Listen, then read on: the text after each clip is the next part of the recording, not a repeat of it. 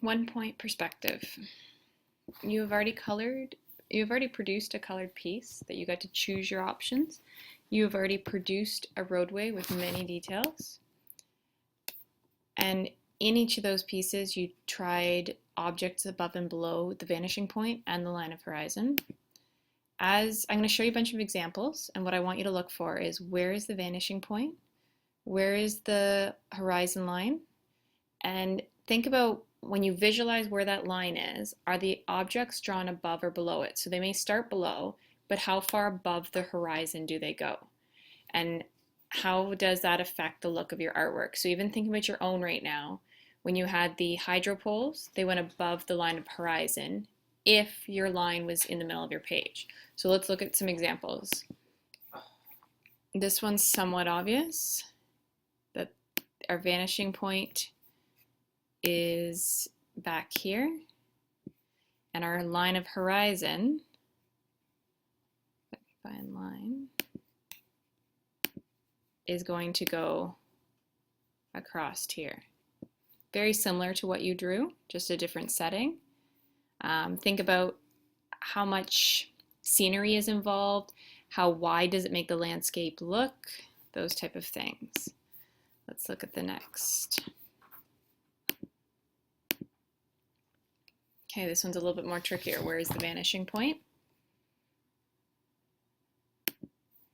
And I'm going to say it's about in the center back here. So if you draw something like a room, you have to think about, well, even maybe there, using your vanishing point, and then all of your dotted lines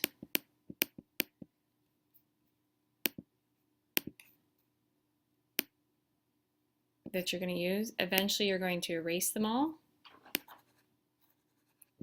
and you're going to build your back wall. Okay, so they all come into that vanishing point, which means your horizon is across there, which all your bookshelves line up to as well. Okay, but all of these lines come down into our vanishing point, no matter where they're at. Which is why it's so important that these dotted lines get done really lightly, so that you don't have this mess each time.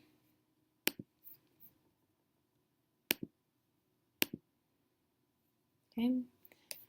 Here's another example that it may not be in the center of our page, which is fine. So your vanishing point's down there, your line of horizon is across. So we have a lot more above this time, coming down into our point of horizon.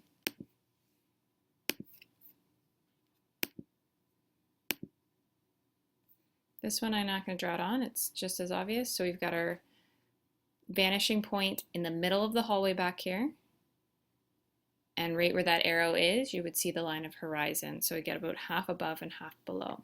But look at the top of all the doors. They all follow the same line. Even actually their posters here follow the same line going down. The lights follow the same vanishing lines down to the point back here. Okay, this one actually shows kind of what your beginning sketch would be.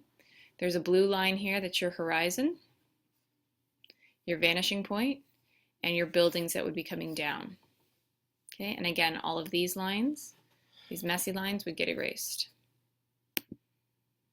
Okay, here's one with the vanishing point more off to the side. And all of our lines come down. Now here's an interesting one that you see a lot more buildings or a lot more things up front and not so much in the distance, and looking at where the line of horizon is. Almost in the middle of the page.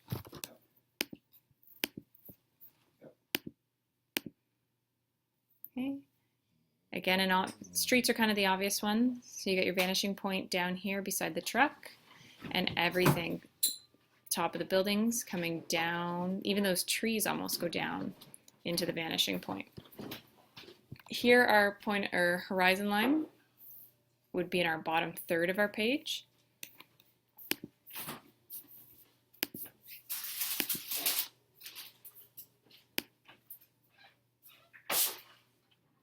But it gives us a lot of opportunity to have more details in the background. So you see a lot more features in the back than you do in the front.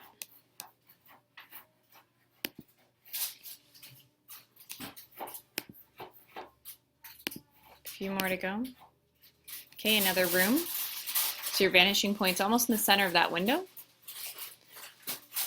And this time they've closed off the room much further. So it depends on how much wall space you want going back to how close you close off this back wall. But picture having all these lines going all the way in. I know the yellow is a little bit hard to see. Okay, and our vanishing point meets up somewhere right around here with all the lines that go in.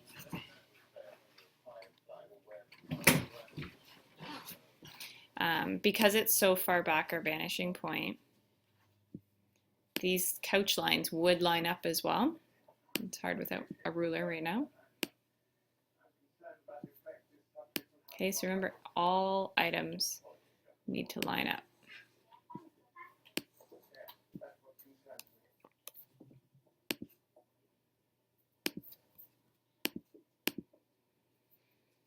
Okay, another roadway. This one's, the horizon line is very obvious back here. In the bottom third again, and we have a lot of detail above. It leaves us room to include a lot of other things. Very interesting one. So literally a bird's eye view. Bird's up here looking down. But your vanishing point is in the top third of the page. So the roadway here is our horizon line, and the vanishing point's coming down. So all these lines are coming down into the same vanishing point.